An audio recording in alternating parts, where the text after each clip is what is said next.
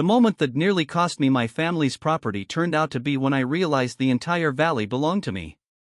At 7 in the morning, Linda Whitmore reported my supposedly illegal dwelling to the authorities.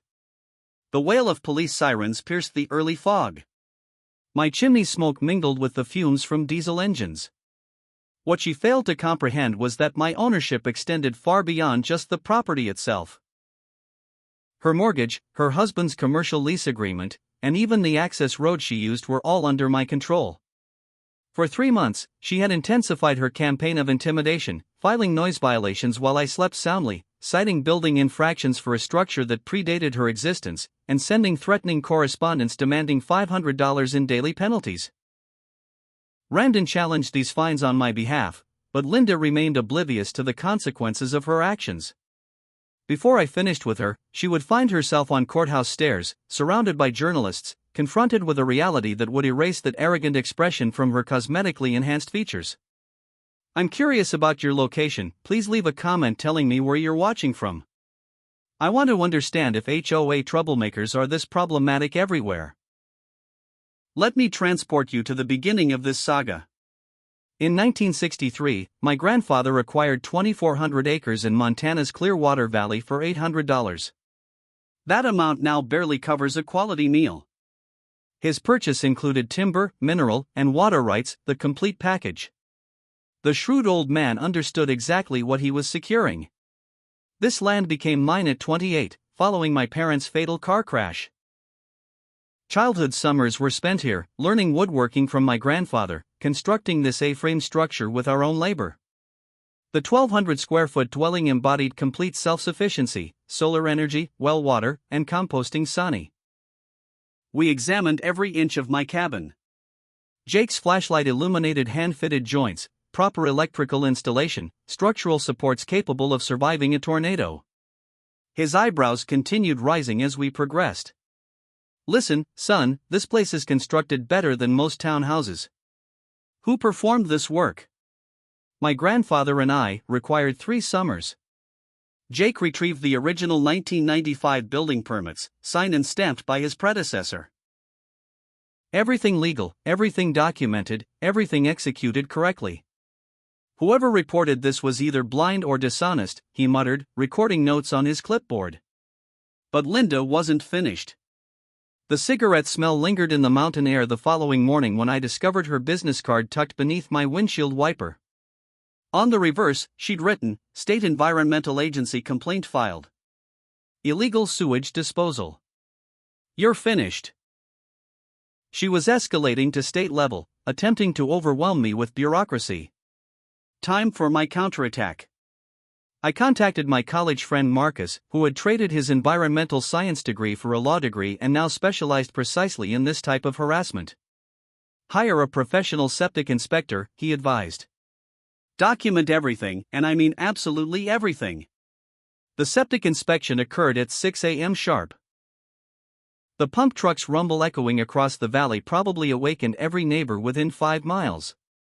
But the results were worth it. Professional analysis demonstrated my system was cleaner than most municipal treatment plants. The inspector, a weathered man named Bob who'd been doing this for 30 years, whistled appreciatively. Son, I've examined million-dollar homes with systems half as effective as yours. Whoever complained about this knows nothing about, if you'll excuse the expression, their subject matter. But here's where it became interesting. Bob mentioned something that made my morning coffee taste considerably better. Funny. But Linda wasn't finished escalating. She'd filed a complaint with the State Department of Natural Resources claiming I was operating a commercial timber harvesting operation without permits. The absurdity would have been hilarious if it wasn't so malicious. I cut deadfall for personal firewood, completely legal, like picking up sticks in your backyard. DNR agent Tom Rodriguez had to drive 2 hours from Helena just to explain to Linda that landowners can manage their own forests. Ma'am, this is the 5th time you've called this month, Tom confided during his inspection. He was clearly annoyed, his patience wearing thinner than tissue paper. Mr. Johnson here is within his rights. In fact, removing deadfall actually improves forest health. While Linda was wasting state resources on bogus complaints, I started investigating her business practices. What I discovered made my morning coffee taste like victory. Whitmore Properties LLC had some interesting financial arrangements. Linda was claiming development consultation fees from buyers while never mentioning her dual role as HOA president, classic conflict of interest, potentially fraudulent. She was double-dipping, getting paid to sell lots and then getting paid again to consult on development restrictions.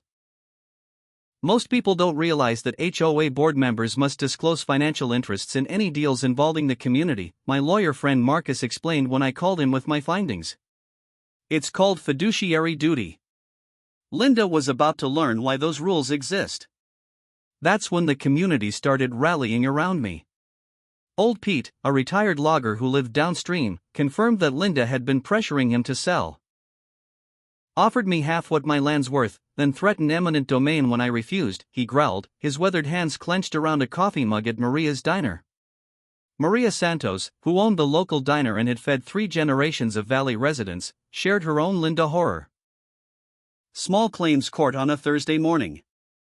Linda arrived with an expensive lawyer in a suit that probably cost more than my truck. I represented myself with a manila folder and the truth. The judge, a no-nonsense woman named Patricia Wells, looked about as impressed with Linda's theatrics as I was. Your Honor, Linda's lawyer began, my client fears for her safety due to Mr. Johnson's increasingly erratic behavior.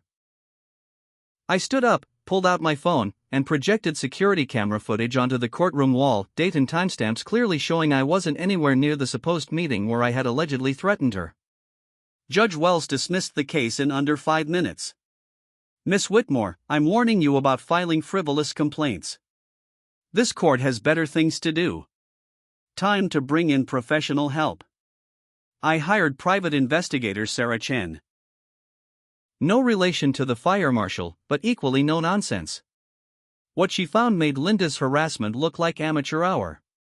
Your Linda has a pattern, Sarah reported over coffee at Maria's diner. The PI's findings were spread across the worn wooden table like evidence in a murder case. She's done this exact thing in 3 other communities.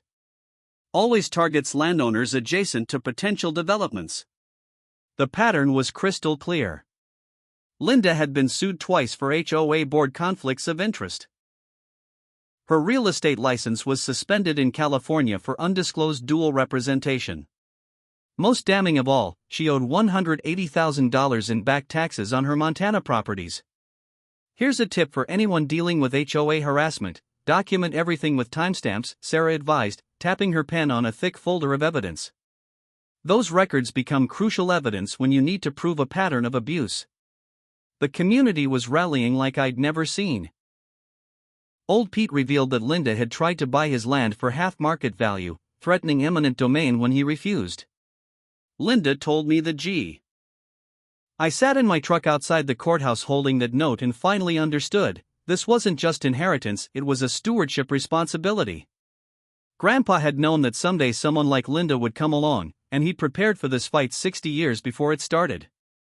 Most people think property ownership is simple: you buy land, you own it, I said to myself, reading through the implications. But mineral rights, water rights, and development easements can be separate. Your grandfather might have been smarter than you realized. Linda had no idea that I now held all the cards. Her harassment campaign, her legal threats, her attempts to force me off my land, all of it was built on the false assumption that she had the power and I didn't. The question now was strategy. I could deliver a quick knockout punch, revealing everything immediately and watching her empire crumble. Or I could let her dig her hole deeper while building an absolutely bulletproof case. I decided on the latter. Let Linda escalate her attacks while I quietly gathered allies and evidence. When the truth finally came out, it would be so comprehensive, so devastating that she'd never recover. As I drove home, windows down, the scent of pine trees and mountain air filling my truck, I felt something I hadn't experienced in months: complete confidence. The hunted had become the hunter, and Linda Whitmore had no idea what was coming. Time to assemble my team.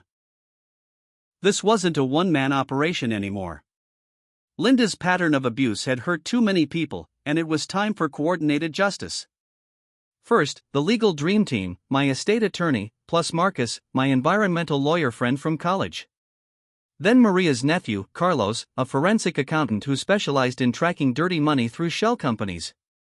For community support, old Pete, Maria, David Kim, plus 3 other neighbors who'd been harassed by Linda's schemes.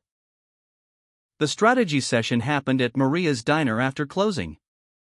The plan for the climax was elegant in its simplicity. Linda's annual HOA meeting was mandatory for all residents, the perfect venue for a public revelation with witnesses and potential media coverage. She'd present her Phase 2 expansion proposal, expecting easy approval from intimidated residents. Instead, she'd face a united community armed with evidence, legal documentation, and the truth about her criminal activities. The setting would be the community center. Neutral ground with media access, sheriff's deputies on standby for expected disruption. As I sat on my cabin porch that evening, watching the sun set over the valley Linda wanted to destroy, I felt something I hadn't experienced since this whole nightmare began: anticipation. The hunted had become the hunter. The trap was set, and Linda Whitmore was about to walk straight into it. The evening air carried the eternal scent of pine trees, but underneath was something new. The smell of justice brewing. Linda's desperation reached new heights as her financial world started crumbling. Anonymous Craigslist ads appeared offering my abandoned cabin for $500 per month rent. Fake social media profiles posted my address as a squatter location where people could camp for free. She even hired a private security company to patrol around my property line. The sabotage escalation was both pathetic and dangerous. My solar panels were mysteriously damaged overnight. Security cameras caught a white Escalade creeping around at 2 a.m. My driveway was blocked with no trespassing signs that I'd never posted. Most seriously, someone had tampered with my water well cover, potentially contaminating my drinking supply. Every incident was documented with photos, video, timestamps, and detailed notes. The security system I'd upgraded captured everything in high-definition clarity. Motion sensors, night vision cameras, audio recording. My cabin was now better protected than Fort Knox. But Linda's financial. Linda's increasingly haggard appearance during our confrontations told the whole story. Designer clothes that looked slept in, makeup applied with a shaking hand, the white Escalade that now had a dent in the front bumper from her increasingly reckless driving. If someone's harassing you about property rights, always check if they have financial motivation, I told Maria during one of our strategy sessions. Desperation makes people do stupid things that leave evidence trails. The evening air carried the scent of wood smoke from my chimney, a deliberate signal that I wasn't going anywhere despite her escalating attacks. Somewhere in town, Linda was probably on the phone with lawyers trying to find some legal loophole that didn't exist. What she didn't know was that every threat, every bribe attempt, every act of sabotage was just adding fuel to a fire that would soon consume her entire operation. The trap was nearly ready to spring. Linda's final desperate gambit was a masterpiece of fraud and stupidity. Forged documents claiming my grandfather had sold development rights in 1987, 24 years after his original purchase. A fake environmental impact study claiming my septic system was contaminating groundwater across 3 counties. And the crown jewel, an attempted restraining order claiming I'd threatened her with violence during a confrontation that never happened. The forgery unraveled faster than a cheap sweater. My estate attorney took one look at the supposed signature and started laughing. This isn't even close to your grandfather's handwriting. Whoever did this has never seen his actual signature. The notary stamp was even more ridiculous, dated from a notary who died in 1985, 2 years before the document was allegedly signed. Professional paper dating tests confirmed what we already knew: the documents had been created recently using artificially aged paper. Linda had literally tried to forge history. Her environmental fraud was equally SL.